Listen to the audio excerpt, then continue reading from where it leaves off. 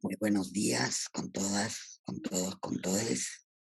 Un placer nuevamente tenerles en un nuevo martes de coyuntura que organiza DESCO hoy 27 de junio del 2023. Esta mañana, gracias a la colaboración de Javier Torres, vamos a tratar de dar una vuelta de reflexiones a lo que está pasando en la coyuntura actual y ver si realmente podemos bosquejar algunos escenarios que permitan que la situación que estamos viviendo pueda tomar algún cauce, que no sea el violento, que no sea eh, o que no continúen estas tendencias autoritarias. Hemos titulado por ello la sesión, los límites de la restauración autoritaria, ¿no? Y entonces hemos pedido a Javier que pueda mirar un poco esos escenarios, planteándonos si es posible que pueda darse un cambio ordenado en estas circunstancias.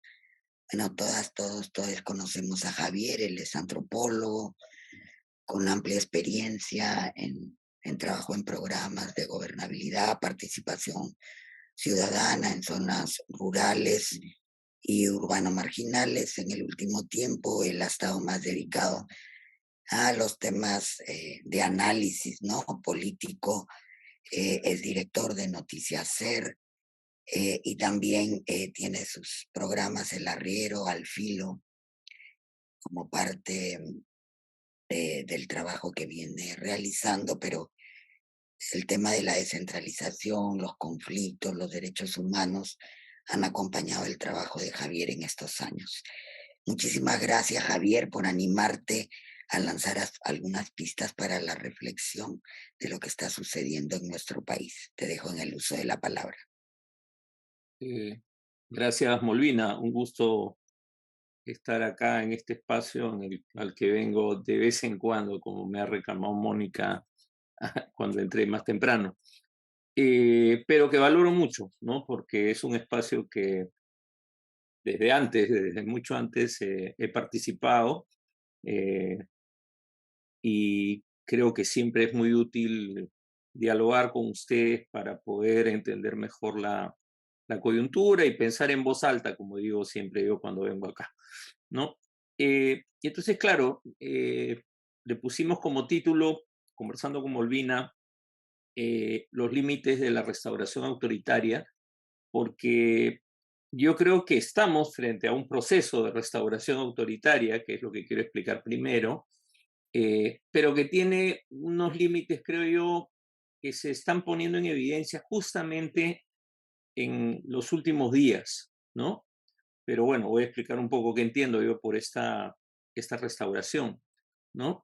Y creo que algunos ya creo que me han escuchado antes esto, pero espero no aburrirlo. Pero digamos, dentro del ciclo neoliberal que vive el Perú desde inicios de los 90, yo diría que hemos tenido claramente dos momentos y hemos ingresado a un tercer momento. Algunos, como Juan de la Puente, dicen el nuevo régimen, ¿no? Sí, es una posibilidad también, pero yo veo que hay dos momentos muy marcados y uno que podemos discutir exactamente cuándo comenzó, pero que comenzó y que está pugnando por instalarse, ¿no? El primero es el momento del Fujimorismo, de la década del 90, ¿no? Que yo llamaría el autoritarismo pragmático, el autoritarismo pragmático que instala el neoliberalismo en el Perú y que marca las reglas de juego del Estado, la sociedad y el mercado en las décadas siguientes, ¿no? Con la Constitución del 93 y todo el cambio de modelo económico, ¿no?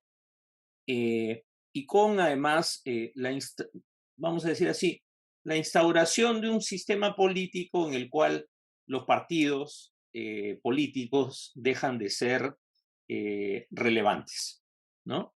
Ese periodo dura del 90 al 2000, hay una transición, ¿no? Compañía Agua, como ustedes recordarán, que dura, vamos a decir, un poquito el primer año de Toledo y luego se diluye y entramos a un periodo democrático, ¿no? Que cada quien le puede poner el apellido que quiera.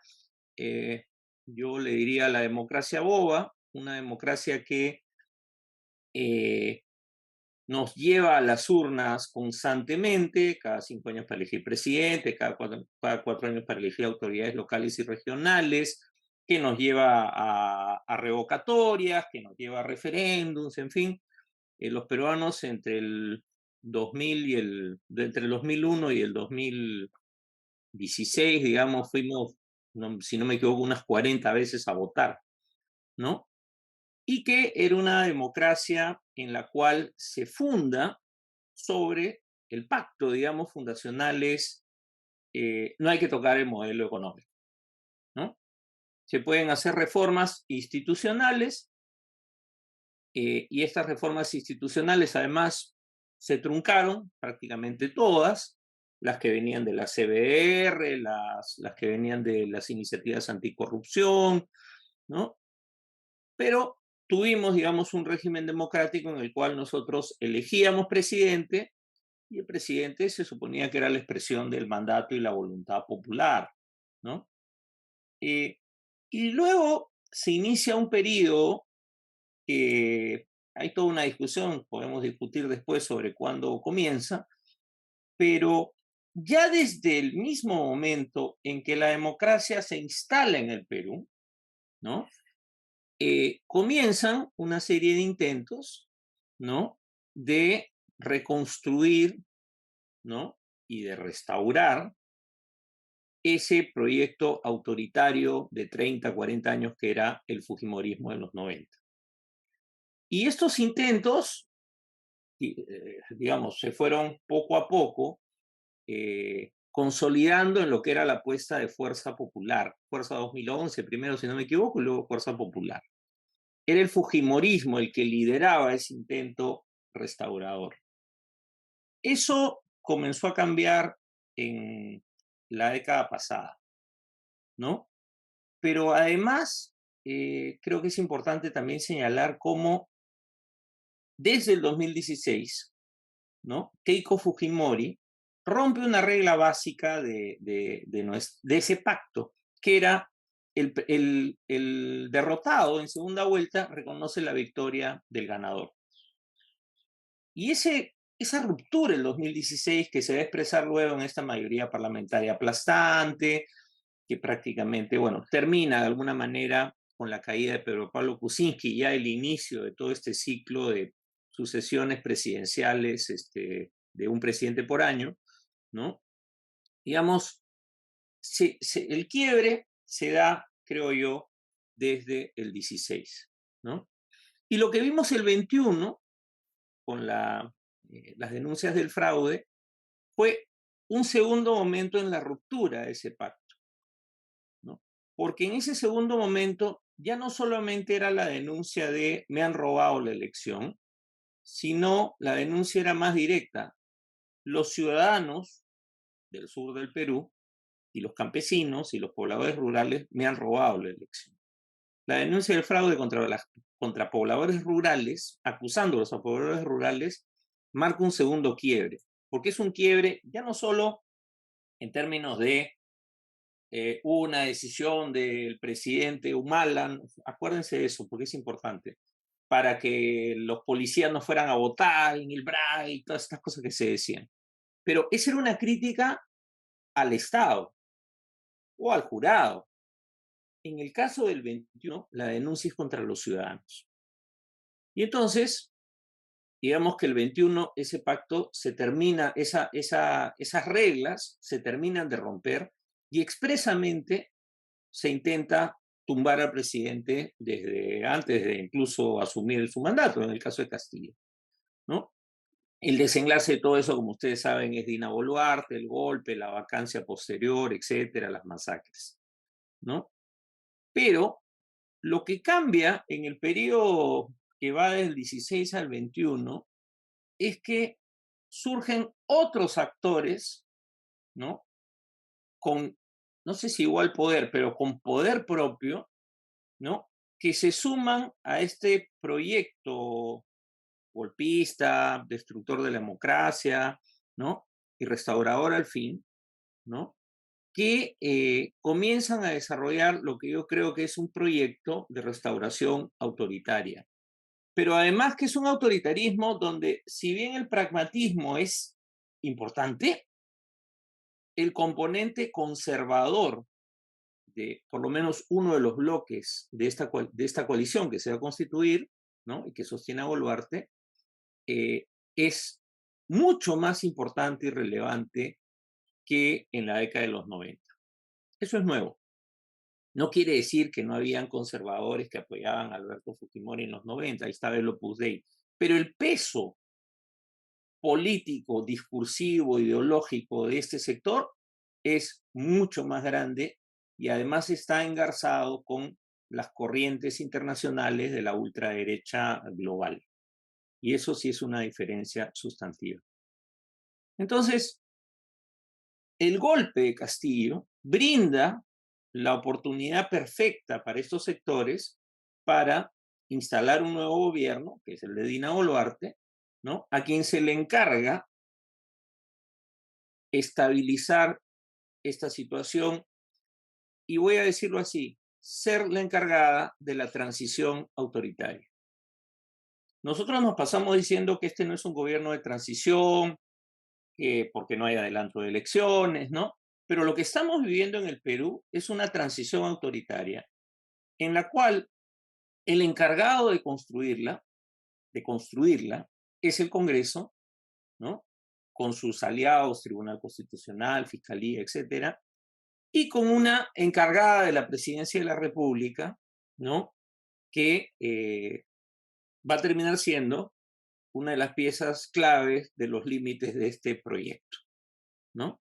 Entonces, estamos en un momento en el cual se viene construyendo, como lo decía Juan en más de una ocasión, Juan de la Puente, que cité, un nuevo régimen, ¿no? Un nuevo régimen que busca sostener el neoliberalismo, por un lado, pero a la vez una reconstrucción a la medida de las instituciones, ¿no? Para que estén al servicio de esta coalición de poderes, ¿no? Eso es lo que estamos viviendo en este momento y bueno, todos saben estas historias del tribunal, la Junta Nacional de Justicia, el intento de capturar el Jurado Nacional de Elecciones, la OMPE, la suspensión de derechos políticos de una serie de personajes para poder excluirlos de la competencia, ¿no? Pero llegamos a un momento en que esta coalición empieza a mostrar sus primeras, desde que entró Boluarte, porque antes también le había mostrado, las tensiones internas, ¿no? Que se dan en este bloque.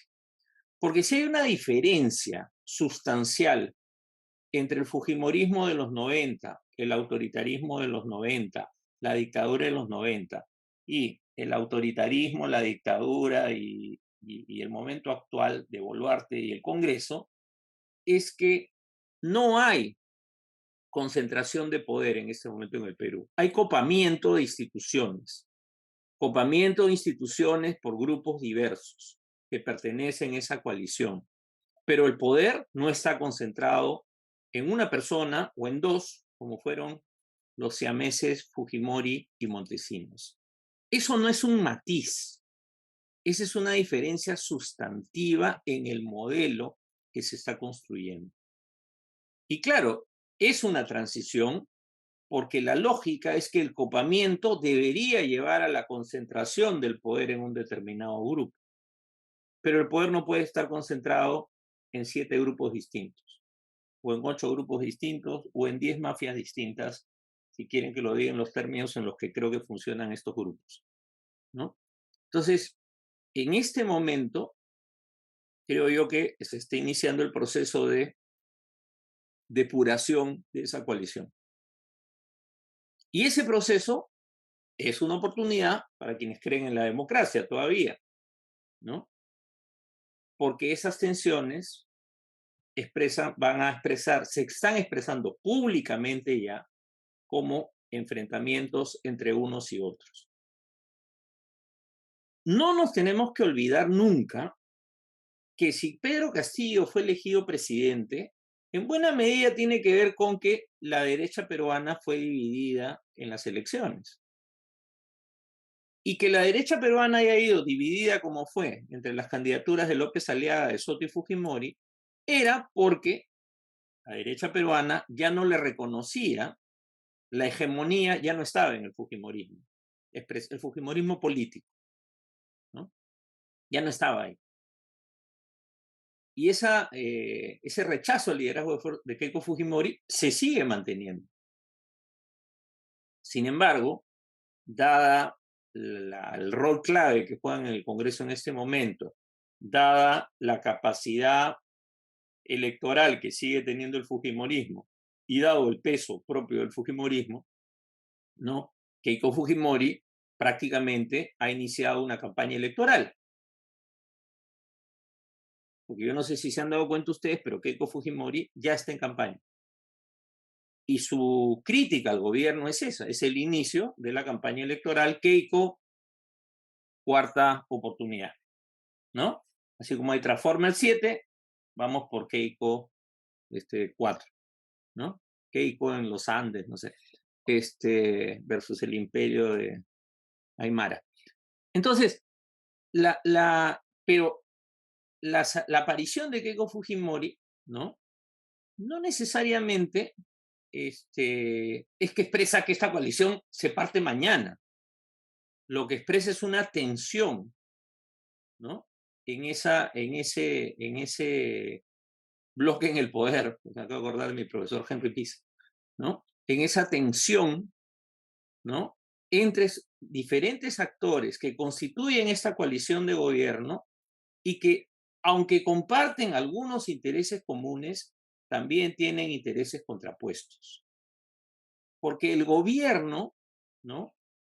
Y la experiencia de Pedro Castillo nos demuestra que el cuoteo no funciona, el gobierno, finalmente, en un régimen autoritario, tiene que estar concentrado en un determinado grupo, que tiene que tener la hegemonía. En este momento, eso es lo que está en disputa.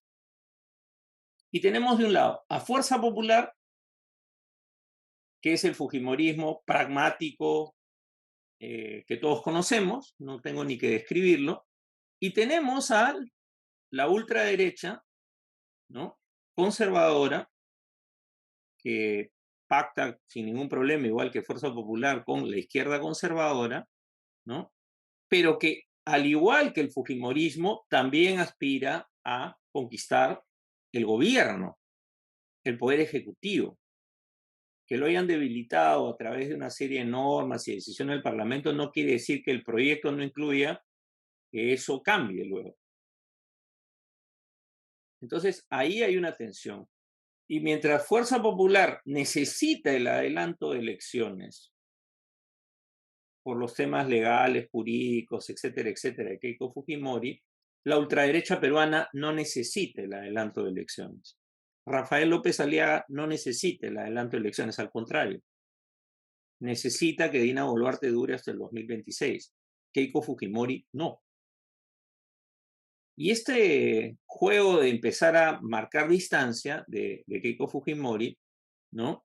Es curioso porque termina, en mi opinión, coincidiendo con quienes piden que se vaya a Boluarte, desde el otra ala, desde el ala ciudadana, ¿no? Por razones distintas.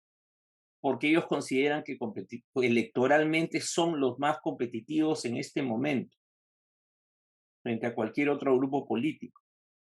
Porque es mejor competir con los 12 que hay ahora, o 15, no me acuerdo cuántos, que con los 30 que van a haber en 2026, si es que no tenemos elección en el 2026, ¿no?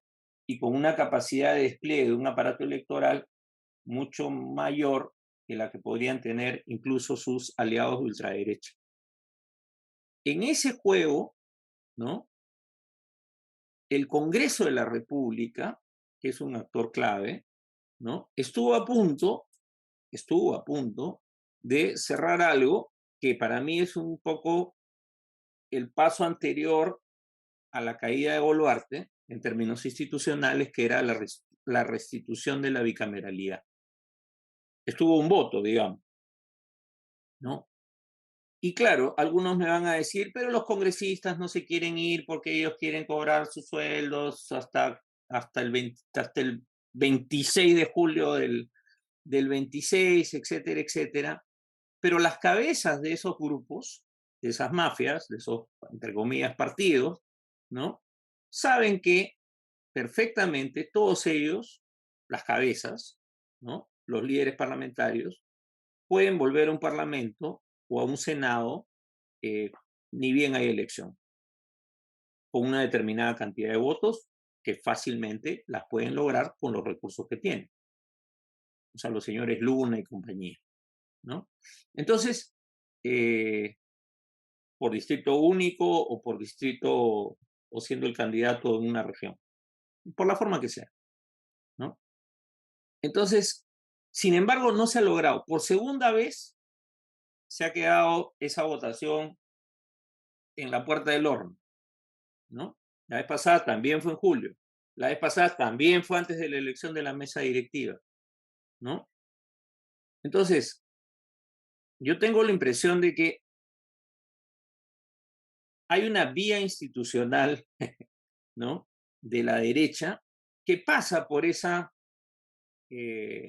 bicameralidad que nosotros criticamos por razones de principio, digamos, por lo que fue el referéndum hace unos años, por una serie de temas, pero que muchos especialistas van a defender seguramente porque consideran que el Senado es ¿Hoy no fundamental trabajas, Monche? y que ¿Hoy no trabajas? Hay, hay un micro por ahí, Mm. si lo pueden apagar. Gracias. Y que la bicameralidad es, no sé, la madre de todas las batallas, como dice Fernando Tuesta, no sé, algo así. Pero bueno, más allá de esa discusión, me parece a mí que el retorno al bicameralismo, más todavía que la destitución de los jefes del sistema electoral, que es otra de las batallas que tienen, es la pieza clave para que se pueda dar un proceso institucional, vamos a decir así, entre comillas, regular, que nos lleve a las elecciones, a un adelanto electoral, ¿no? Ahora, yo recuerdo bien haber estado en este mismo espacio hace 2 años, creo ya, año y medio, no me acuerdo cuánto, planteando que no había salida institucional. Y me acuerdo que Pancho Santa Cruz me cuestionó y hizo la mención me acuerdo bien por qué lo cuestionó, a la propuesta de referéndum de Sagasti. En fin, ahora hay gente de nuevo corriendo firmas para eso, pero una vía institucional, ¿no? La única vía institucional de este Congreso para sacar a la presidenta me parece que pasa por la bicameralidad. Y hasta ahora no se logra por cuestión de votos, como se dice. Ahora, como me han planteado el tema de las salidas, ¿no? Que a mí no me gusta dar salidas, pero yo tengo la impresión de que la movilización ciudadana es la otra pieza clave y es la pieza clave para una salida democrática, ¿no? Y me parece que la movilización ciudadana ha sido en buena medida reactivada, el malestar que existe, pero se ha reactivado gracias a las mismas declaraciones de la presidenta cuando nos ha dicho cuántos muertos más quieren, ¿no? El malestar está en todo el país. Pero como no hay oposición política, porque no existe oposición política en el Perú, ese es el otro problema, a esta coalición no existe, ¿no? Hay personalidades políticas que opinan, declaran, viajan de vez en cuando, ¿no? Se pronuncian, pero no hay oposición política, en el Parlamento no existe, fuera tampoco, ¿no? Lo que tenemos es una oposición ciudadana, ¿no? Con este intento de la tercera toma de Lima, como le llaman, o la toma de Lima, como le quieran llamar, ¿no? Quiere volver a colocar el tema y en buena medida, gracias a la torpeza del mismo gobierno, ¿no? Y gracias a algunas decisiones del Congreso, ¿no? Esta movilización ciudadana, que parecía que no iba a tener un gran alcance, podría tener un mayor impacto del que pensamos ahora, del que pensábamos hace un mes, ¿no? No se puede ni firmar eso ni no firmarlo, pero con total contundencia. Pero sí me parece que eh, esa movilización puede ser fundamental, fundamental, si es que finalmente los sectores medios de Lima, molestos con el gobierno por una serie por la demolición institucional, vamos a decir así, ¿no? Porque en Lima uno se molesta más por la demolición institucional que por los muertos, ¿no? Converja con la otra protesta que viene ya desde diciembre y enero. Eso sería fundamental. Ahora, si no emerge un liderazgo político o una coalición democrática de algún tipo, ¿no? Va a ser muy difícil que esta salida se pueda lograr, porque se necesita una presión en la que no basta la calle, ¿no? Pero yo no veo eso hasta ahora, no veo ningún tipo de articulación mínima entre actores políticos, entre comillas, de oposición. Y justamente porque no hay oposición, es que Keiko Fujimori se ha podido dar el lujo de convertirse en la crítica del gobierno. O sea, yo creo que eso nos da un poco la medida de cuánto ha avanzado este proyecto de restauración autoritaria que he descrito, ¿no? Porque eso es lo que ha hecho Keiko. Keiko se ha colocado en la oposición al gobierno, no será la nuestra, pero está en la oposición al gobierno y ya se tumbó una ministra. Y no les extrañe que cuando el comercio siga sacando denuncias del gobierno, que cada día saca más, Keiko Fujimori pida la vacancia de la presidencia de la República. Y capitalice ella, que es de las pocas personas que está haciendo política en el Perú en este momento, ¿no? La caída de Dina Boluarte, que es una caída previsible. No sabemos la fecha, la hora, ¿no? No sabemos ni la fecha ni la hora, pero es una caída previsible, ¿no? Entonces, mi llamado, mi llamado principal a cuáles son las rutas de salida es que se tiene que construir una coalición democrática de oposición, ¿no? Que va a estar fuera del Congreso, porque en el Congreso habrán 3 o 4 que se salvan y nadie más, ¿no? Que pueda empezar a dialogar con la movilización ciudadana y a la vez se necesita que la movilización ciudadana, esta pequeña clase mediera, limeña, que se movilizó el sábado y que eran 2.000 personas, no sé, 1.500 personas, ¿no? Crezca y pueda engancharse de alguna manera, ¿no? Con la otra movilización y además con el malestar que ya no tiene que ver ni con las masacres, ni con los derechos humanos, ni con la democracia, ni con la institucionalidad, sino que tiene que ver con el dengue, el costo de vida, el niño y todo lo que se viene en los próximos meses. Todos los indicadores, indicios, señales que vemos del gobierno nos dicen que no va a poder afrontar el fenómeno del niño. Y entonces el desastre que vamos a sufrir, no solamente en términos políticos, sino también sociales, en términos económicos, no hace sostenible a este gobierno el 2024. Y entonces, para mí, como digo, acá hay 2 cosas claves, que no tienen que ver con reformas y con leyes, tiene que ver con la construcción de una coalición opositora y con, vamos a decir así, el reencuentro o el encuentro de los ciudadanos movilizados. Esas son las 2 cosas que me parecen fundamentales en este momento. Y el Congreso que apruebe su bicameralidad, porque eso nos va a servir para intentar salir del escenario en el que estamos y no acabar 20 años más con los personajes que tenemos en este momento en el Congreso, etcétera, etcétera. Listo, gracias Molvina, ahí me quedo. Gracias, Javier, por ponernos el panorama y siempre es bueno recordar los procesos, lo que ha sucedido, los comportamientos y comparar las situaciones. Gracias por ello. Y entonces ahora vamos a abrir el uso de la palabra a quienes quieran ir comentando, opinando, haciendo algunas consultas específicas a partir de lo que nos ha comentado Javier.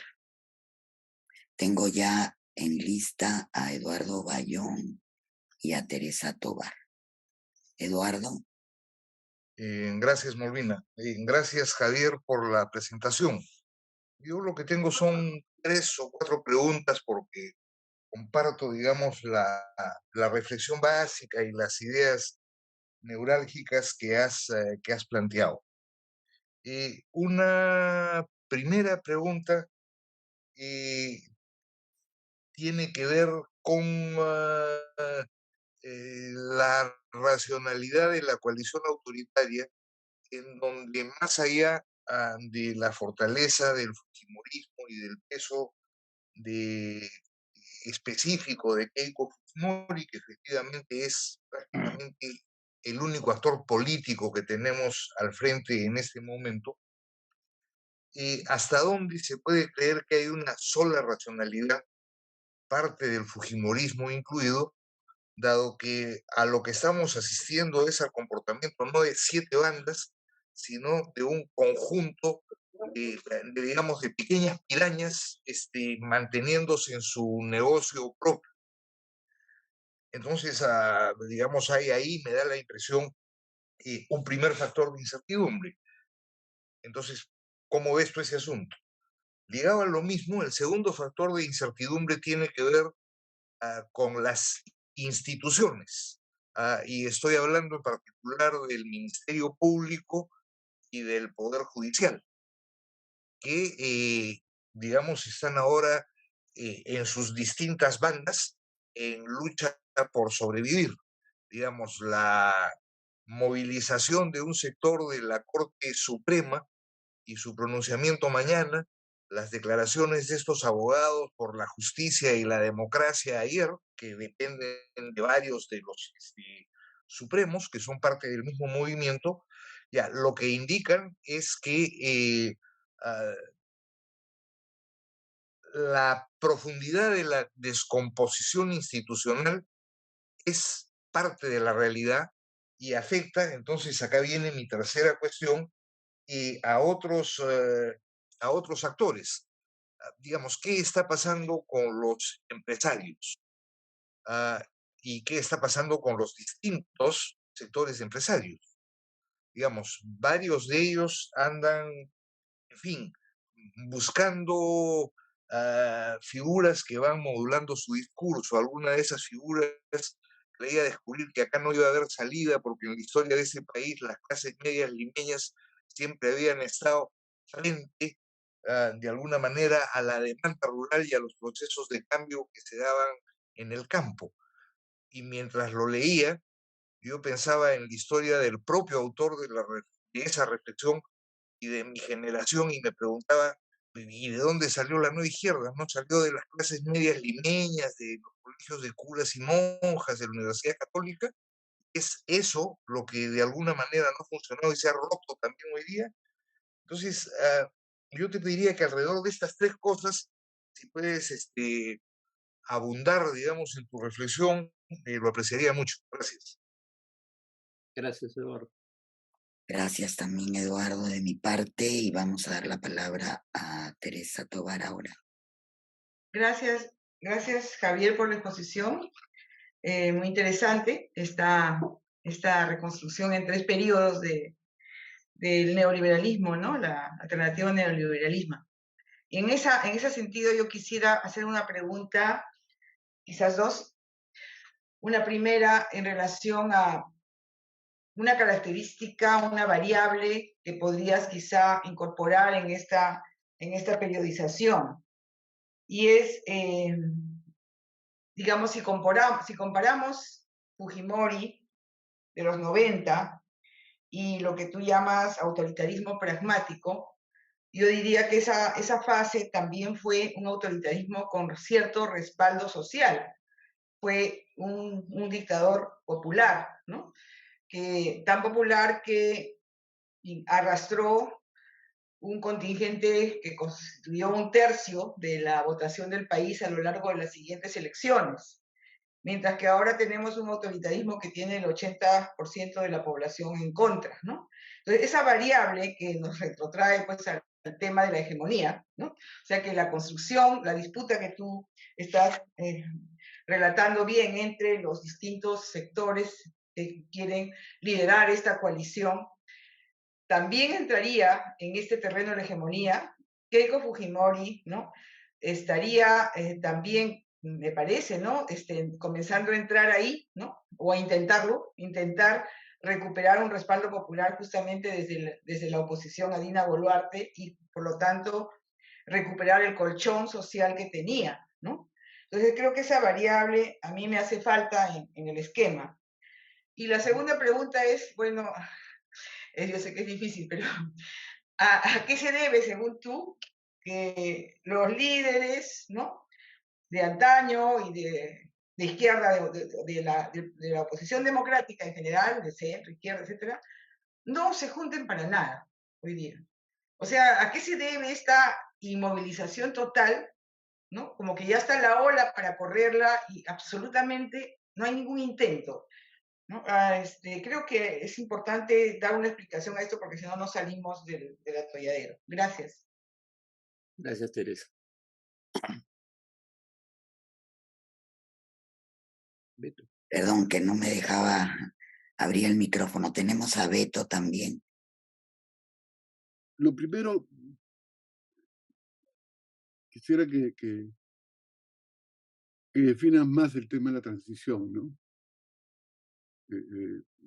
Porque la transición implica un cambio de régimen.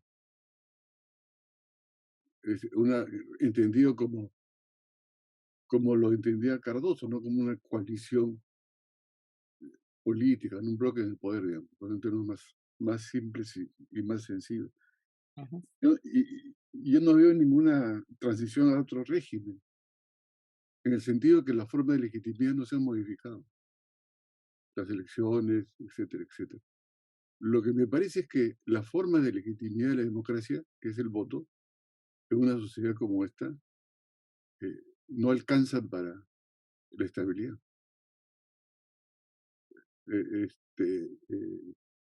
¿Me escuchan? Porque veo congelado a... Sí. Ya. Entonces, ¿de qué régimen estamos hablando? Salvo que tú definas autoritarismo al estilo de Echeverría, ¿no es cierto? Con el cambio de reglas y el movimiento institucional. Cuando, desde mi punto de vista, el régimen, señor Cardoso, es una forma de coalición de fuerzas políticas. Por eso Bayón te pregunta cuáles son las fuerzas. Hay tanta cantidad de grupos como grupos peleándose. Nadie entiende por qué el canal 2, 4 y 5 le dedica 15 minutos a Dina Boluarte para atacarlo. Y para decir que está metido con una mafia. Y habla inclusive de algo que me parece discutible. La campaña de Dina Boluarte, cuando Dina Boluarte no candidató al Congreso, no tenía número para hacer ella una campaña. Hemos creado la ficción de la campaña de Dina Boluarte para tenernos en contra de Dina Boluarte. O Dina Balearte, como dice la gente, ¿no? Que me hace una chapa, ¿no? Y entonces, ¿de qué transición? Porque en realidad el régimen de los 2000 ha fracasado porque ha fracasado los intentos de reforma, ¿no es cierto? Porque se dejó, como tú dices, la propuesta del cambio constitucional, el ACBR, todo eso ha fracasado. Ha fracasado. Entonces, como se dice, pues, cuando fracasa la reforma viene la restauración, que es la palabra que a mí me gusta, que tú también has planteado, la restauración. Ahora, la pregunta que yo me hago, siguiendo un poco el 18 Brumario, la primera es una tragedia, la segunda es una comedia, ¿no? Y creo que es parte de la propia crisis y descomposición en la cual estamos. O sea, más que más que un cambio de régimen, estamos viendo, más que una transición, una creciente descomposición, ¿no? Y dos, ¿qué opinas de esta frase poco feliz para mi gusto de Vergara? Que esto es peor que el fujimorismo, ¿no es cierto? Más autoritario. Y eso me parece una exageración. Se nota que Vergara no conoce de cerca el fujimorismo, ¿no es cierto? El los chuponeos telefónicos, los grupos paramilitares de Cecinán, que vienen atrás, pero que se fueron. El plan verde de los militares del 89. Ahí hay una pretensión, una conspiración que efectivamente tiene efecto, que construye una hegemonía. Fujimori tenía una hegemonía social en base a las políticas sociales que practicaba, que invertía más donde había más electores. Hay un texto sobre eso. Entonces, me parece que efectivamente estamos frente a una descomposición, y por eso si uno mira los canales, uno puede pensar que Dina no dura, y que hay una fracción de la derecha que está preocupada que Dina no es capaz de estabilizar el país. Le puede entregar las instituciones del país fundamentales, pero no es capaz de estabilizar con 80% y un Congreso que tiene 5%. Estas tomas del domingo casi le pegan a un parlamentario, un congresista de Arequipa. Yo las he visto en Ecuador en el año 2005. El resultado fue Correa. Perseguían a los parlamentarios, se metían a sitios donde podían cobijarse y no le pegaba. Entonces, estamos frente a ese fenómeno, ¿no es cierto? Y no me parece extraño que aparezca un líder tipo Correa, ¿no es cierto? Porque yo creo que en el fondo el temor, desde mi punto de vista, de Vergara y de otra gente más, es un poco que nos aproximemos a una especie de matriz de gobernabilidad tipo Venezuela, tipo Ecuador, digamos, ¿no? Por la derecha. Y finalmente, lo que yo sí creo es que me parece que las cosas, o sea, Dina sigue siendo un personaje débil políticamente, con 80% de aprobación, con un sistema un sector de medios que sistemáticamente la va atacando, la va cuestionando, ¿no? Y efectivamente con una dispersión. Yo creo que Keiko, si no puede ser candidata, va a negociar.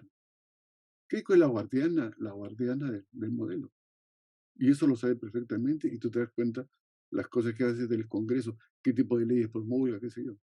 Pues, es la guardiana. Los otros no tienen un proyecto hegemónico, ¿no? Keiko sí lo tiene. Entonces, yo sí creo que dependemos de lo que haga o no haga la provincia.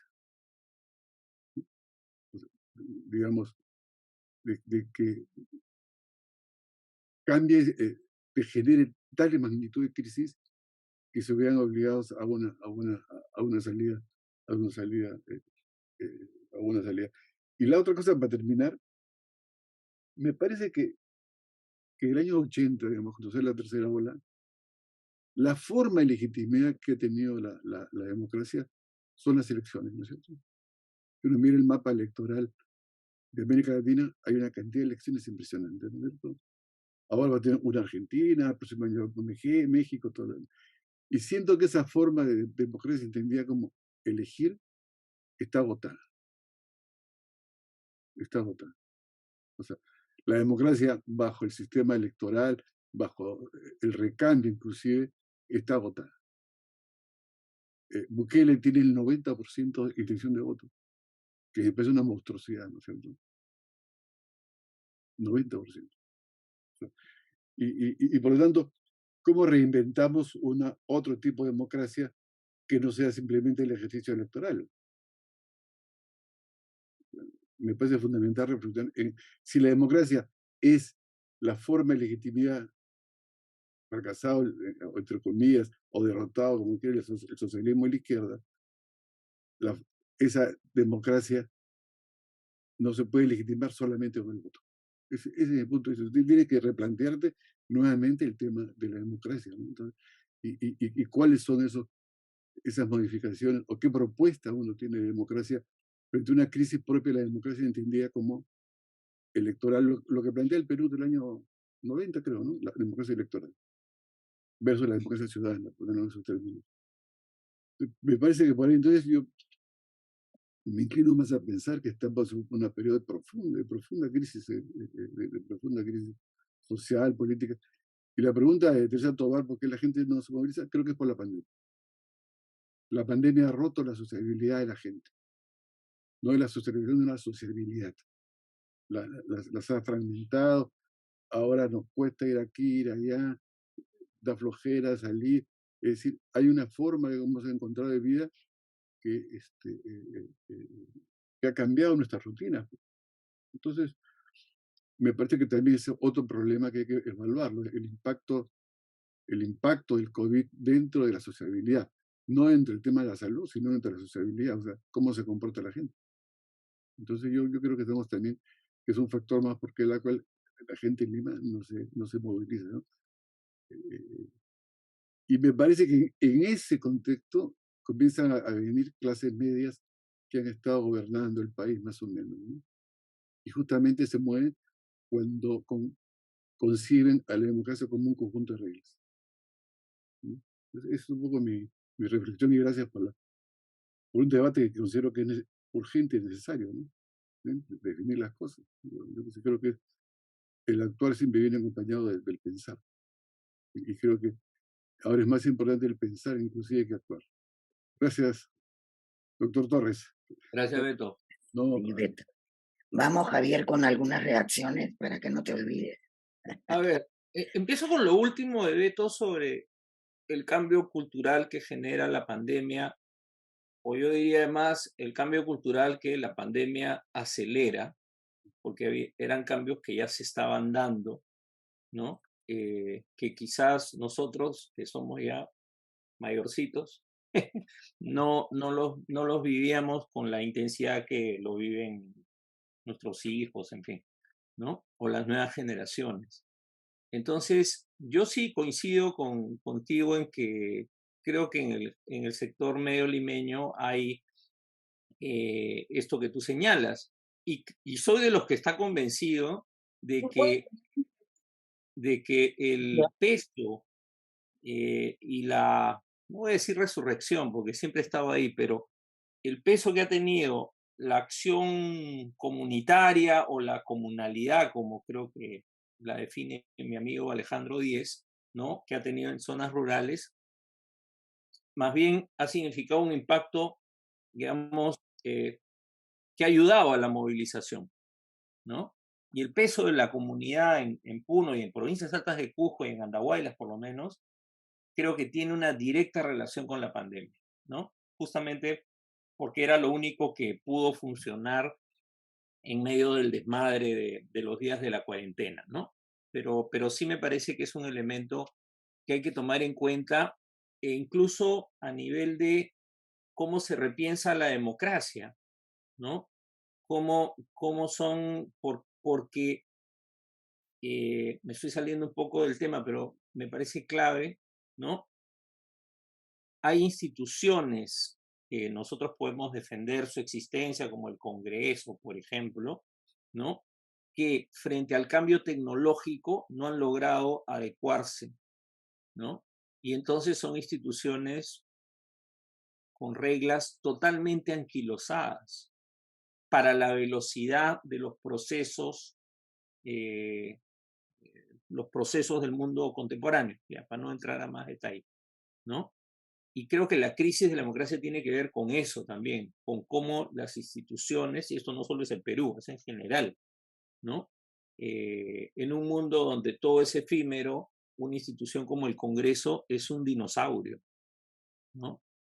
y entonces, claro, hay que repensar las formas democráticas. Ahora, yendo un poco a algunas de las preguntas y los comentarios, ¿no? Voy a tratar de contestar. Lo primero es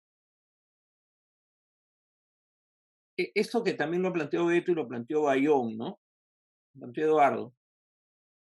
Solamente el fujimorismo tiene una voluntad hegemónica dentro de ese grupo, o solamente el fujimorismo tiene un proyecto de país y de sociedad. Yo creo que la ultraderecha también lo tiene, ¿no? Y creo que la ultraderecha, más que el fujimorismo, sí está interesada en construir una transición hacia un régimen de otra naturaleza. Que no lo voy a lograr, ya ese es otro tema, ¿no? Pero en el imaginario del almirante Montoya, de López Aliaga, de Cueto, el voto no es la fuente de legitimidad. Entonces, vamos a decir así, sí creo que hay una tensión, ¿no? Yo soy de los que afirma que esta es una restauración, pero hay un intento de transición y a eso está en pugna. Y creo que el pragmatismo fujimorista más bien diría, vamos por la otra ruta, vamos a reconquistar, vamos a recapturar el poder ejecutivo, desmontamos todas las reglas que hemos creado en el Parlamento y volvemos a lo que vivimos en los años 90, ¿no? Pero me parece que coincido con Beto, o sea, eso hay que discutirlo, porque eso no se está discutiendo, ¿no? O sea, de nada nos sirve mirar a toda esta masa de personajes, además de los mencionados, ya todos los grupos mafiosos de cuello y corbata y los grupos mafiosos de sombrero, vamos a decir así, ¿no? De sombrero de paja, ¿no? Y embolsarlos y no entender que tienen lógicas diferentes y que como también, como decía Eduardo, ¿no? Hay personas en el Parlamento y en la política peruana que se representan exclusivamente a sí mismos. Josué Gutiérrez creo que es un excelente ejemplo de eso, el hombre que se encontró el cargo, ¿no? Y que se consiguió sus votos y que está ahí representándose a sí mismo y a nadie más. Y con un encargo en relación a la Junta Nacional de Justicia. Todo lo demás es un asunto de él, ¿no? Y tenemos también grupos, ¿no? Y hay unas tensiones entre esos grupos, entre esas cabezas, ¿no? Y estos actores más individuales. Pero que, como la mayoría de actores individuales de la política peruana, pueden ser rápidamente fulminados con un file que circula por las redacciones de los medios, ¿no? O que nos llega por el WhatsApp, porque ahora ya no llega el file, ¿no? Llega el WhatsApp de frente, ¿no? Entonces, creo que eso suma esta tensión y esta lucha entre dos sectores. Como ustedes saben, yo por razones de trabajo veo diariamente Willax, ¿no? Un medio muy importante para entender a la derecha peruana, y en Willax son opositores a Keiko Fujimori. Así de simple, ¿no? Así como son opositores a Dina Boluarte, ¿no? También son opositores a Keiko Fujimori y a la vez pueden decir que la respaldan, ¿no? Entonces, sí hay una pugna en este momento y también lo que señalaba de los diarios contra Dina Boluarte Beto. Uno, por momentos uno puede decir, no hay ninguna racionalidad en esto. Yo sí creo que hay una lógica de en qué momento son las elecciones próximas. Creo que eso está en discusión en este momento. ¿Y cuánto dura Dina Boluarte? Y hay un sector que considera que, y esto lo ligo con la pregunta de Teresa, ¿no? Dina Boluarte no ha logrado estabilizar el país y además ha mostrado una enorme ni siquiera ineficiencia, ineficacia, ¿no? Para resolver los problemas de la gestión de gobierno. Porque ¿cómo construye su legitimidad Alberto Fujimori? Con hechos concretos, actos concretos, y la alimenta. Y ahí Beto estaba recordando un artículo de Pretexto, se llamaba la revista, si no me equivoco, que publicaban ustedes, donde se explicó claramente cómo Fujimori destinó los fondos sociales a las regiones donde había perdido en el referéndum. La gran encuesta de los 90 que marcó la política social del Perú fue ese referéndum. Me acuerdo bien porque yo estaba haciendo campaña por el no en Puno en aquellas épocas. Y en 14 meses, Fujimori logró 60% en Puno, en la elección del 95, ¿no?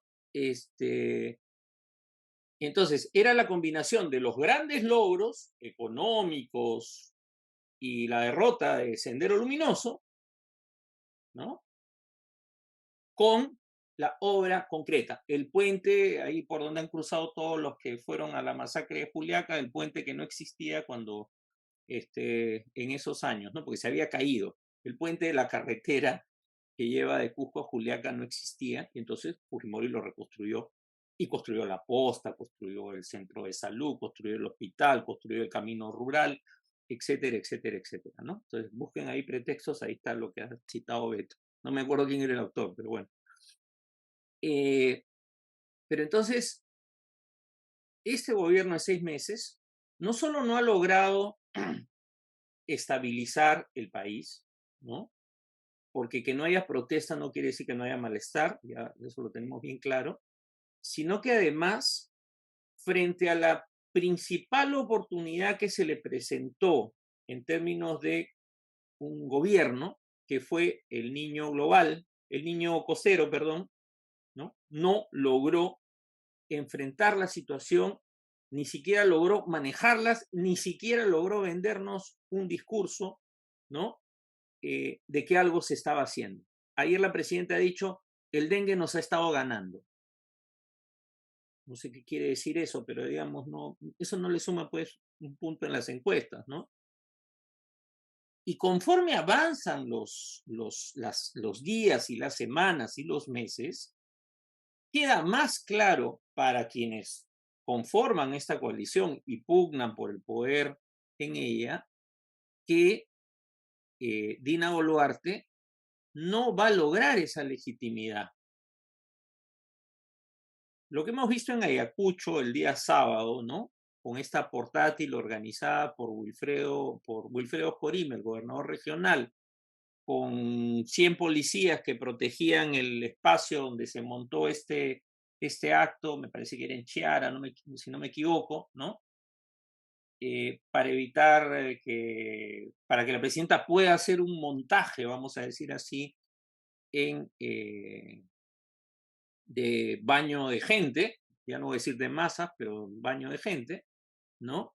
Es algo que Alberto Fujimori nunca necesitó hacer en Ayacucho, ¿no? Fujimori iba y la gente llegaba sola, ¿no? La gente llegaba sola. Lo dice alguien que trabajó en Ayacucho en esos años, ¿no? Que además había los programas sociales, sí, pero la gente llegaba sola porque consideraba que Alberto Fujimori los había librado de Sendero Luminoso. Bueno, Dina Boluarte no va a lograr y no ha logrado ningún tipo de adhesión ciudadana, ni por sus capacidades de gestión, que no las tiene, y menos pues por la forma en que arrancó su gobierno, ¿no? Entonces, ¿cuál es el problema de ese 10%, 13% de popularidad? Ya no sé cuánto tiene, 13 de aprobación creo que tiene, ¿no? 80 de desaprobación según IEP, ¿no? El problema es que eso hace insostenible el gobierno, se hace insostenible. Y todos estos actores saben que la permanencia de Boluarte en el gobierno, ¿no?, los debilita a la larga, debilita sus posibilidades electorales y de otro tipo. Entonces, y además, y ahí sí el sector empresarial, en mi opinión, lo que hay es una preocupación enorme, ¿no?, por una suerte de parálisis, ¿no?, que ellos perciben de parte de quienes están en el Ejecutivo, ¿no?, y a la vez aunque les han dado su exoneración de deuda en el tribunal, y a la vez también una enorme preocupación por estas leyes declarativas que da el Congreso cada cierto tiempo, ¿no? Vinculada a grandes proyectos o lo que se está discutiendo ahora sobre la empresa estatal de litio en el Congreso. Entonces, el empresariado, voy a decirlo en términos muy generales, pero si Boluarte les garantizaba no solamente neutralizar las protestas, sino un mínimo de eficiencia o de eficacia siquiera, podría en este momento estar aplaudiendo a Boluarte. Pero no le está aplaudiendo y tampoco considera que esta presidenta va a poder permitir que exista algún tipo de clima de negocios en el Perú favorable a las grandes inversiones. Entonces, ahí hay una tensión también, no con todos los empresarios, y hay empresarios que son autoritarios y ultraconservadores, sí, y que apoyarían más violación a los derechos humanos y más represión, sí, ¿no? Pero a la vez hay un sector, creo yo, importante, que siente que la situación está estancada, y no hay nada peor para un empresario que una situación de estancamiento, ¿no? O sea, ahora, en relación a las instituciones y a la descomposición de las instituciones, ¿no? A ver, este intento digamos, el proyecto es a través de la elección de la nueva Junta Nacional de Justicia ejercer un mayor control sobre jueces y fiscales. ¿Ya? Ahora, ¿cómo funcionan en este momento los grupos, los jueces y fiscales en su mayoría en el Perú? Funcionan también como pequeños grupos, ¿no? Algunos absolutamente autónomos, otros vinculados a determinadas mafias, ¿no? Pero que a diferencia de los años 80, donde uno decía, tenemos los jueces apristas, los jueces izquierdistas, los jueces pepecistas, los jueces velaundistas, ¿no? Ahora los jueces responden, vamos a decir así literalmente, por encargo. Depende del cliente. Entonces, antes eras un juez aprista que favorecía los intereses del APRA, ahora eres un juez que va a favorecer los intereses de diferentes clientelas que se presenten ante si es que tú estás manejando unos casos, ¿no? Ese es el nivel en el que estamos. Entonces, no es tan fácil y tan rápido y tan inmediato el control de todo el aparato judicial y fiscal. Si no, hay cosas que no se explicarían en este momento, y que, incluso esto que ha señalado Eduardo, ¿no? Que los jueces de la Corte reaccionan frente a lo de la fiscal Ábalos, o la misma fiscal Ábalos que sabe que tiene todavía una cuota de poder en el Ministerio Público aunque la hayan suspendido. Y entonces ese es un juego de micropoderes, vamos a decir así, que no necesariamente responde directamente a los intereses de quienes están en la coalición de gobierno. En algunos casos sí, y en otros no. Y entonces eso también expresa pues un poco esta fragmentación o descomposición de la que hablaba Beto. ¿Qué pasa con las clases medias? Era la pregunta de Eduardo. Ya no sé si la noté bien o la entendí bien cuando habló de las izquierdas, ¿no? También, y de dónde surgieron la nueva izquierda, pero yo tengo la impresión que en este momento un importante sector de las clases medias peruanas, uno de los problemas serios que tenemos es que su vínculo con el país, no digo su vínculo con Puno, ni con los Aymaras, no, su vínculo con el país, ¿no? Es cada vez menor, ¿no? Y creo que es un proceso que tiene que ver ya con temas más globales, ¿no? O sea, me parece que la conexión de ciertos sectores, sobre todo de jóvenes de clase media con el país, es, no digo que es efímera, pero es un asunto de poca relevancia, ¿no? En sus proyectos de vida. Y además, un importante sector también de clases medias está empezando a mirar la salida del país nuevamente como una opción frente a la descomposición, ¿no? No por un tema económico, sino frente a la descomposición. Este es un país sin futuro, entonces nos vamos, ¿no? Y eso está en el discurso de mucha gente y uno lo puede recoger y bueno, es probablemente parte del cambio de época también que estamos viviendo, ¿no? Había una pregunta sobre los liderazgos de Teresa, ¿no? Que creo que además la precisó en el chat.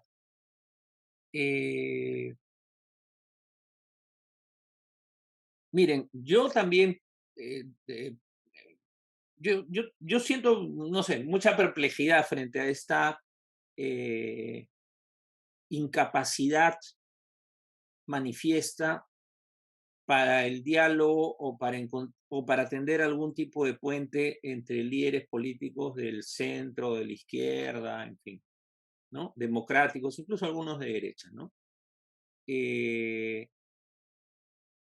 Y creo que todos han terminado, o la gran mayoría, envueltos en la misma lógica que tiene la política peruana, que es una lógica de elecciones, que es una lógica electoral.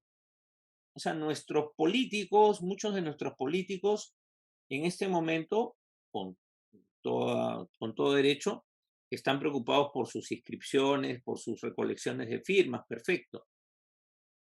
Pero además, su participación en la escena pública es muy limitada, ¿no?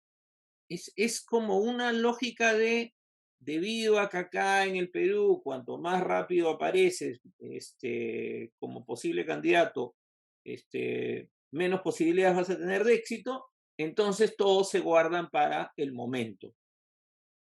Y yo creo que en esa dinámica están muchos de los políticos peruanos en este momento, y entonces están buscando afirmar sus pequeños proyectos antes que sentarse a armar una gran coalición o un gran frente democrático, como le quieran llamar. Esa es mi impresión, ¿no? Acumulando o constituyendo o consolidando sus pequeños poderes para luego sentarse en una mesa a negociar ¿qué? Candidaturas.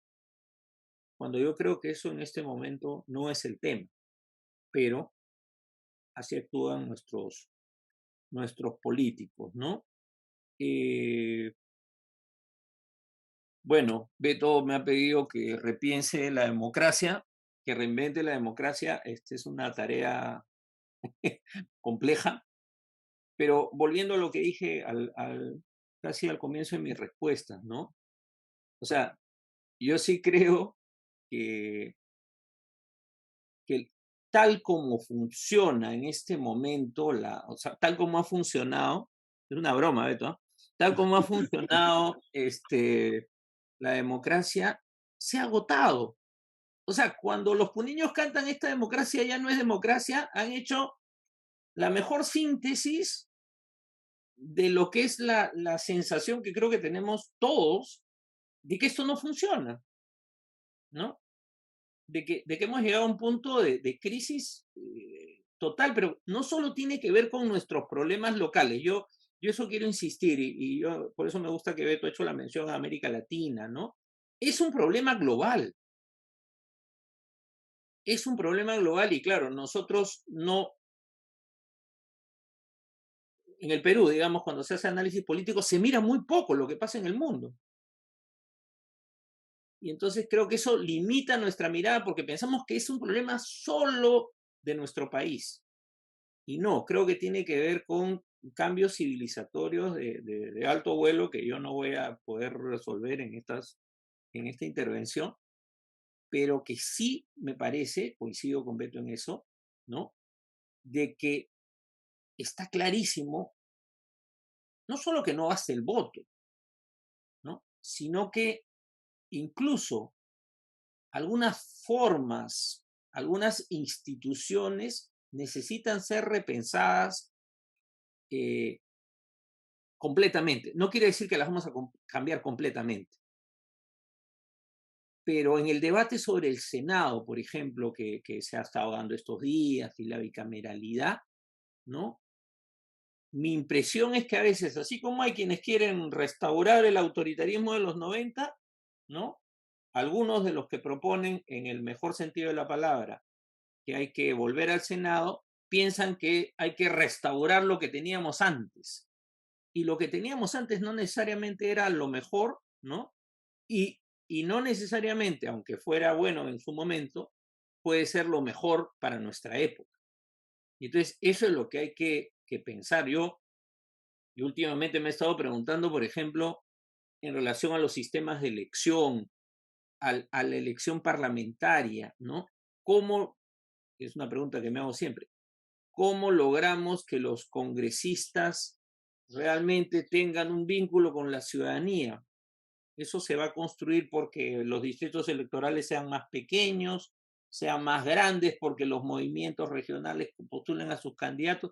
Hemos ensayado 1000 fórmulas en la cabeza y en el laboratorio de cada uno, ¿no?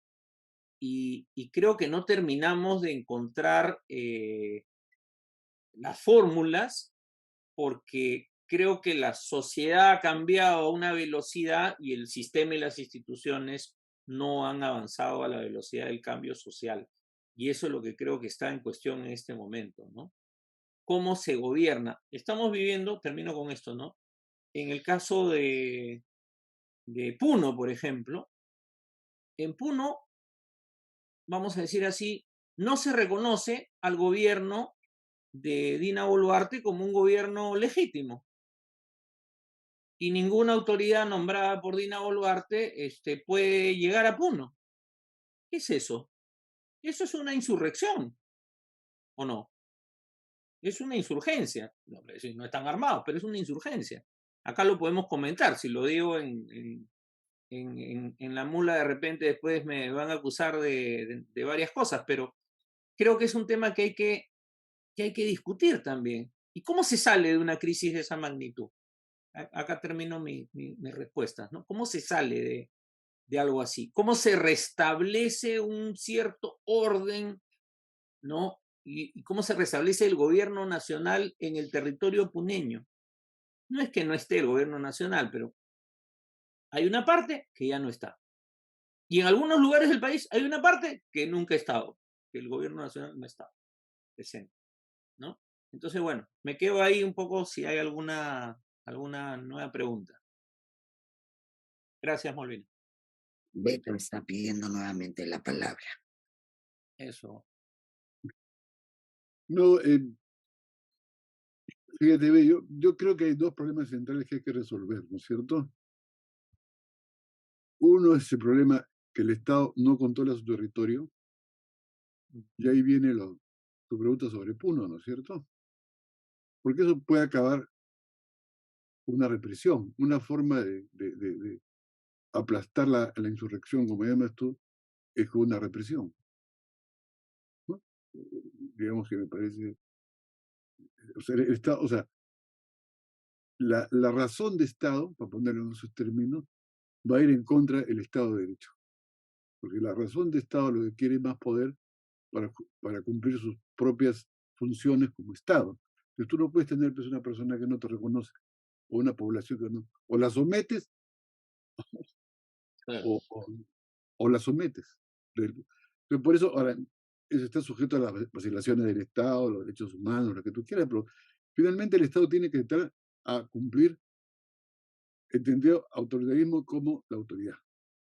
Y eso no es ahora, que es un tema que me parece que este gobierno no entiende cómo recupera la autoridad, porque la única forma que tiene es la represión, y la represión nos conduce a un mayor rechazo. Entonces, y el segundo tema que tenemos por resolver es el problema que vivimos en una sociedad que no acepta la convivencia entre ellos mismos. ¿No? O sea, y eso me parece que, y eso se junta con la incapacidad del Estado como elemento unificador. Digamos, ¿no? Entonces, por razones racistas, por lo que tú quieras, ¿no es cierto? O sea, y ahora lo que estamos viendo desde mi punto de vista es justamente como empiezo la presentación de qué hacer con una cita de un intelectual afro-norteamericano que dice, ellos nos hicieron raza y nosotros nos hicimos pueblo, ¿no es cierto? Estoy comprimiendo la frase que es un poco más larga de este afro-norteamericano. Porque es como decir, y claro, con una frase de Hannah Arendt que dice, soy alemana y soy judía, ¿no es cierto? Tú no puedes ser acá aymara y ser peruano al mismo tiempo, hermano. Ese es el problema que tenemos por delante respecto al problema de la diversidad cultural y política. Pero tú no puedes ser simultáneamente lo uno como lo otro, porque tienes un tipo de modernización oligárquica finalmente, ¿no? O sea, y en ese sentido lo que se está restaurando desde el punto de vista de lo que se pretende restaurar es ese tipo de sociedad, ¿no es cierto? Y un tipo, que me parece fundamental plantearte en esos términos la política, ¿no?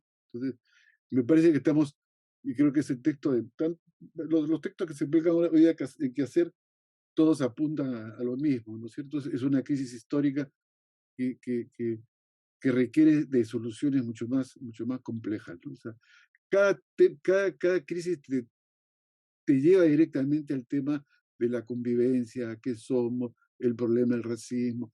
Es casi una especie de reiteración permanente, ¿no? O sea, y cuando las cosas se reiteran, pues esas son, pues, no hay que ser demasiado saborito para darte cuenta que esos son los problemas. Y lo que falta es una gran voluntad. Y yo comparto contigo además la tesis de una izquierda que no aprende nada, ¿no es cierto? Y que ahora está calculando el momento de la elección. Por eso no hay izquierda, no se junta. No me refiero a la izquierda de Cerrón, me refiero a la otra izquierda que se reúne 1, 2, 3, 4, 5 veces en Patria Roja por lo general y nunca llega a un acuerdo concreto. Y lo que están calculando, ¿por qué? Porque la única forma de hacer política, que me parece fundamental decirlo, es a través de las elecciones. Y la forma de resolver la izquierda sus diferencias son las elecciones. O sea, encuentra en el proceso electoral la forma de diferenciarse del otro. Es decir, cuántos votos más saca, cuántos parlamentarios saca, ¿no es cierto? Y finalmente te quiero hacer una pregunta. ¿Qué opinas sobre esta alianza propuesta por el hermano del Cerrón, ¿cierto? Con el fujimorismo en el Congreso? Que lo he hecho ayer, ¿no? Ayer lo ha dicho, ¿no? O sea, algo que es un anatema para mucha gente, ¿no es cierto? O sea, para ellos no lo es. Y lo dicen sin ningún problema. O sea, y están votando y además están salvando a los parlamentarios o a las parlamentarias, porque creo que son la gran mayoría, hay unos pocos hombres, del robo de los sueldos. Se ven las votaciones de las comisiones constitucionales. El voto de Cerrón es fundamental para reducir las penas, no llevar a cosas mucho más drásticas. Inclusive están pidiendo que la multa sea a plazos. No de golpe, sino cada mes que te descuenten del sueldo, ¿no? Y me parece ya francamente, nunca he visto, y termino con esto, he trabajado 7 años, 8 años en el Parlamento, nunca he visto un Parlamento tan miserable en el sentido ya de la palabra, ¿no? Tan descompuesto, ¿no? Y tanta incapacidad de la gente de la izquierda en ese Congreso, ¿no? O sea, que hay poco, pero hay. Entonces, ¿cómo entiendes tú el cerronismo y la izquierda, por ejemplo, tu querido Javier, tú que eres tan preciso para eso, ¿no? Es un poco mi reflexión, o sea, no hay Estado que controle el territorio, en la sociedad no se puede convivir entre ellas mismas, los habitantes. Y finalmente esa pregunta casi periodística, ¿qué opinas sobre Cerrón? Si hay que romper con Cerrón, porque te das cuenta que hay gente de izquierda que ahora está apoyando que regrese Castillo a la presidencia. No me refiero solamente a la gente que viene pues de Puno, qué sé yo, que tú le puedes encontrar, o sectores populares, y gente que viene de la izquierda que apoyó a Verónica Mendoza, a Nadia Durán, por ejemplo, ¿no? Ha sido ministra propuesta por Nuevo Perú, y ahora acaba en la campaña con otras personas que regrese Castillo, lo cual me parece la mejor expresión, que esa gente no tiene un concepto claro de qué cosa es democracia. Esa es mi opinión. Oye, gracias, francamente, pero yo sé que el tiempo es tirano, es lo único tirano que existe. Hay una pregunta, Gracias, ¿no? sí, Sí, de sí, Jorge. sobre el cerrón. Sí, no, Sí, pero hay una no, hay pregunta. otra, una mano Ah, levantada, no, sí. Jorge, y ya con eso vamos. Sí, O sea, gracias, más Javier, dudas. gracias, Javier, por tu exposición y un saludo a todos y todas. Un comentario que me nace decir es sobre este tema de que obviamente Dina Boluarte ha dicho que se queda hasta el 2026, pero no sabemos si eso puede suceder o no, porque también el fujimorismo ha dicho de que eso se puede tocar en el Congreso, y sabemos que hay un mayoritario rechazo a Dina Boluarte y también al Congreso.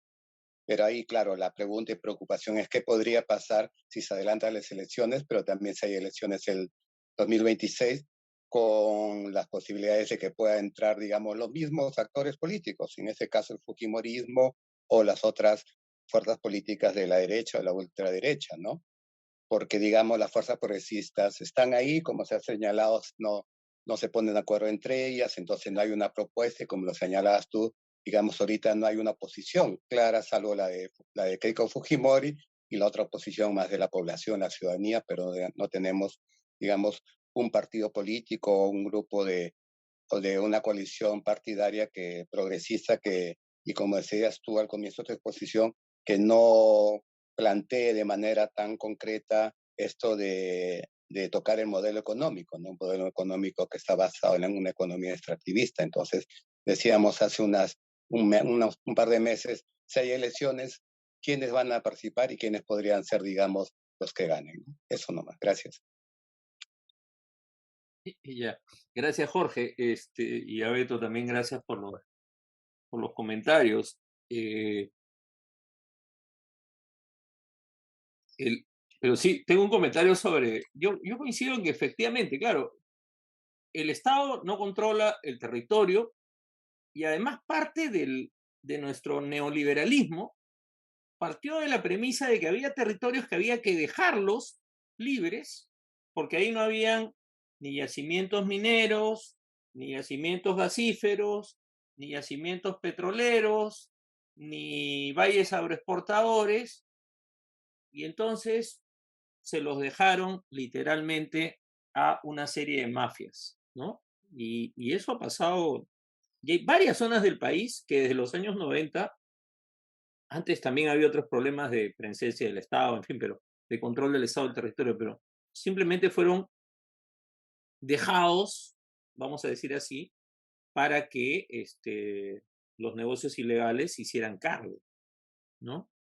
Y claro, eso ha crecido en tal punto que hay un momento en que no solamente ha crecido, sino que ha entrado a formar parte de la estructura de gobierno, a competir en elecciones, a ganar gobiernos regionales. Se acaba de aprobar una ley muy importante para los mineros ilegales, que es que todas las dragas que les decomisan, ¿no? Ya no son destruidas, sino que ahora se le entregan en donación a los gobiernos regionales y locales, y obviamente eso va a terminar de nuevo en manos de los mineros, y además ellos controlan el gobierno regional de Madre de Dios, ¿no? A eso me refería con ese tipo de leyes que son las otras leyes que a veces no miramos nosotros, pero que tienen un impacto mucho mayor en estos juegos de poder con las mafias. Pero, y efectivamente, el Estado no logra imponer su autoridad. Y en esa Rómulo, crisis ¿qué más? estamos. Ahora, sí es bien, sí da para otro debate, no lo voy a plantear ahora, organicen una conversa sobre eso. Este tema de, claro, si te defines como peruano, entonces es como un dilema entre ser peruano, ser aymara, ¿no? Y creo yo, ¿no?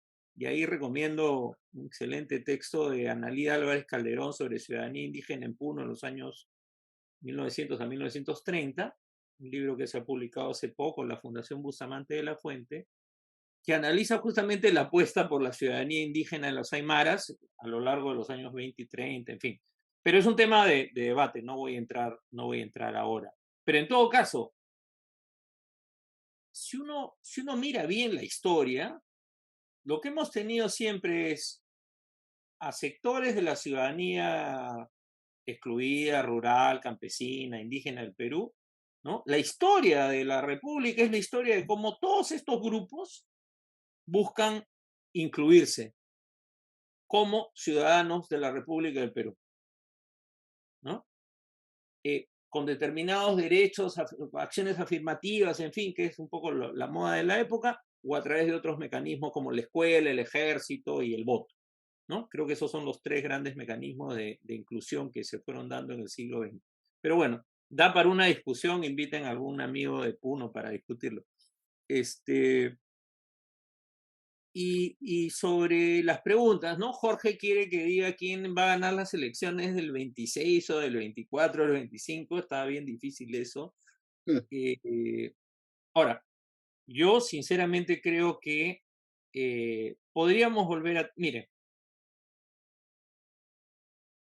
si emergiera un liderazgo carismático que logre enganchar con el malestar ciudadano, ¿no?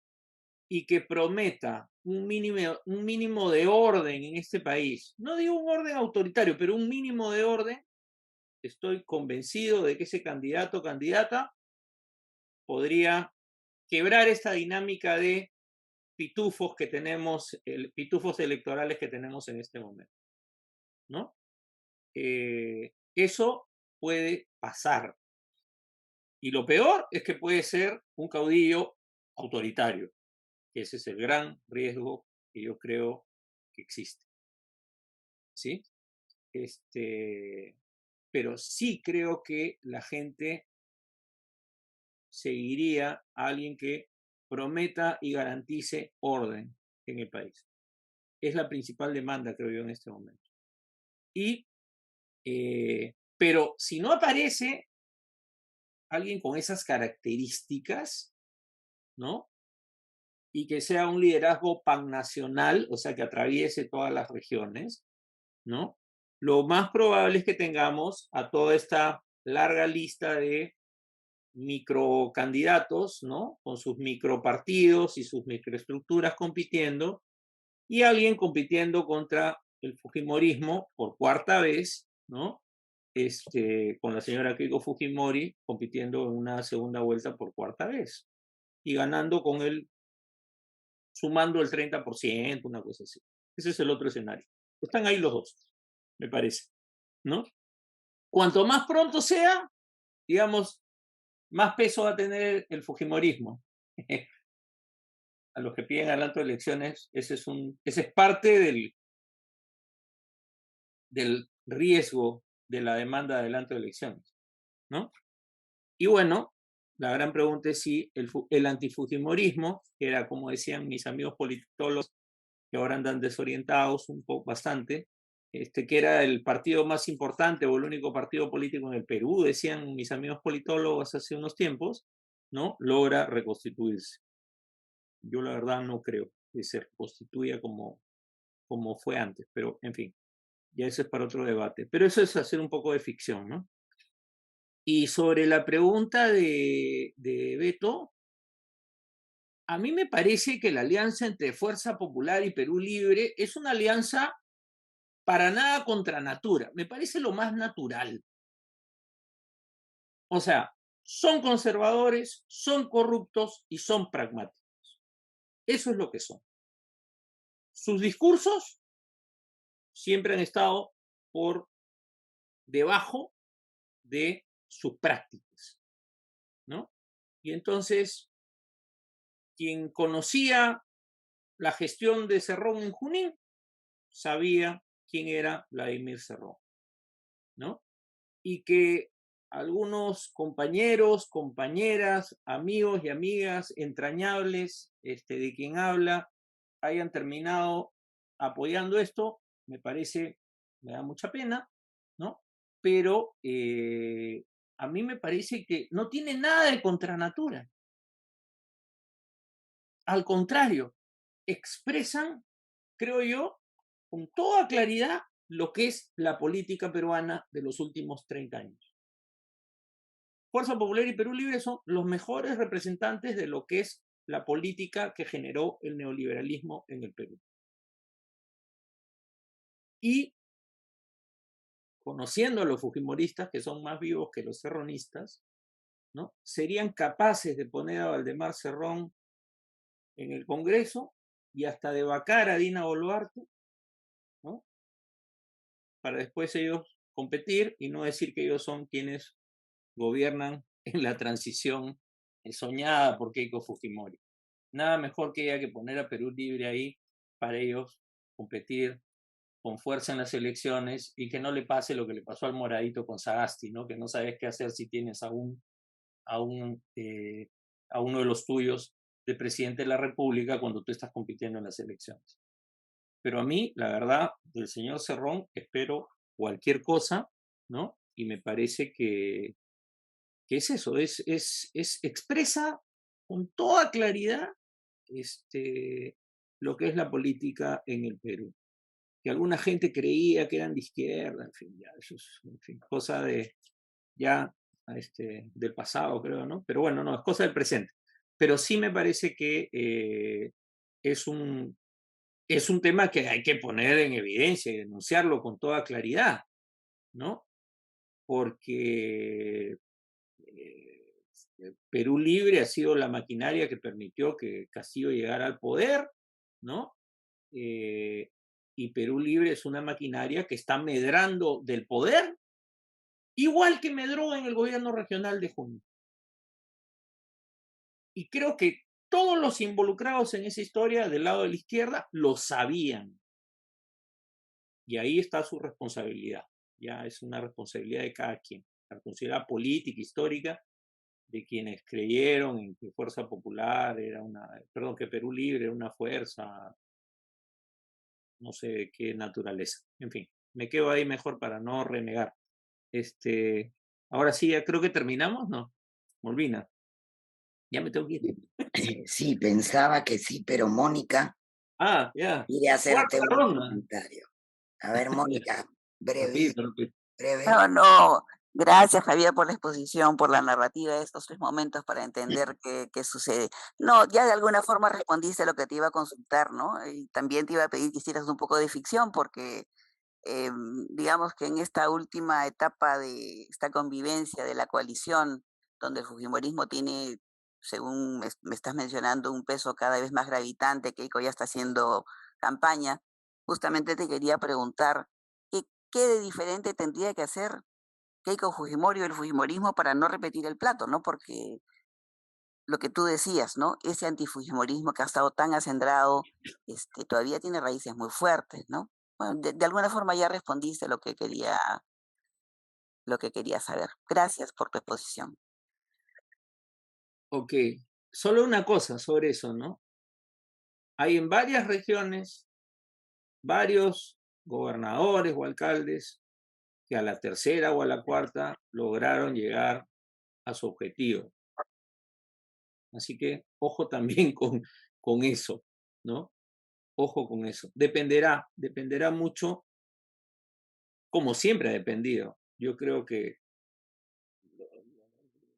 si Keiko Fujimori no es presidenta es por su absoluta responsabilidad, por su incapacidad, que yo espero que siga siendo tan incapaz como en las veces anteriores, porque igual la considero nefasta, pero bueno, ya ahí sí me quedo. Gracias, Molvina. Bien.